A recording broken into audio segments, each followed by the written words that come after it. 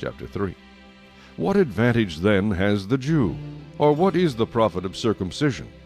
Much in every way, chiefly because to them were committed the oracles of God.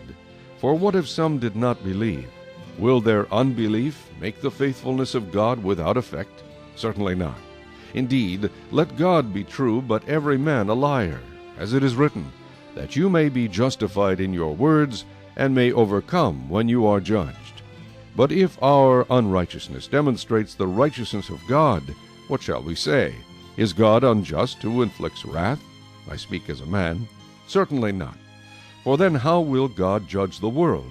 For if the truth of God has increased through my lie to his glory, why am I also still judged as a sinner?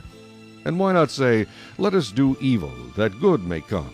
As we are slanderously reported, and as some affirm that we say, their condemnation is just. What then? Are we better than they? Not at all.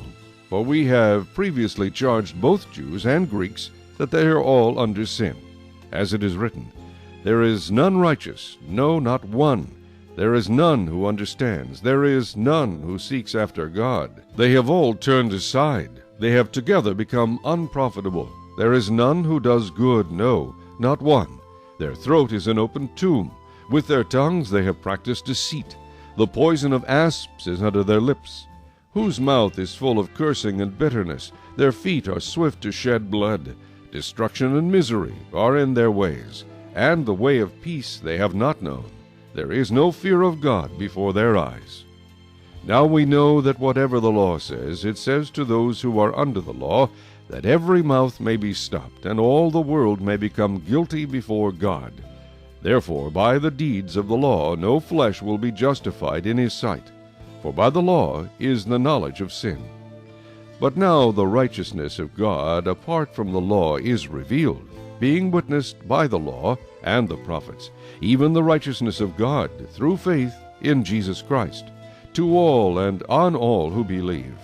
For there is no difference, for all have sinned, and fall short of the glory of God, being justified freely by his grace through the redemption that is in Christ Jesus, whom God set forth as a propitiation by his blood through faith, to demonstrate his righteousness, because in his forbearance God had passed over the sins that were previously committed, to demonstrate at the present time his righteousness, that he might be just, and the justifier of the one who has faith in Jesus.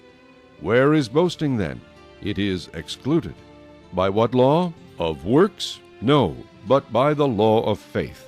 Therefore we conclude that a man is justified by faith apart from the deeds of the law. Or is he the God of the Jews only? Is he not also the God of the Gentiles? Yes, of the Gentiles also, since there is one God who will justify the circumcised by faith and the uncircumcised through faith. Do we then make void the law through faith? Certainly not. On the contrary, we establish the law.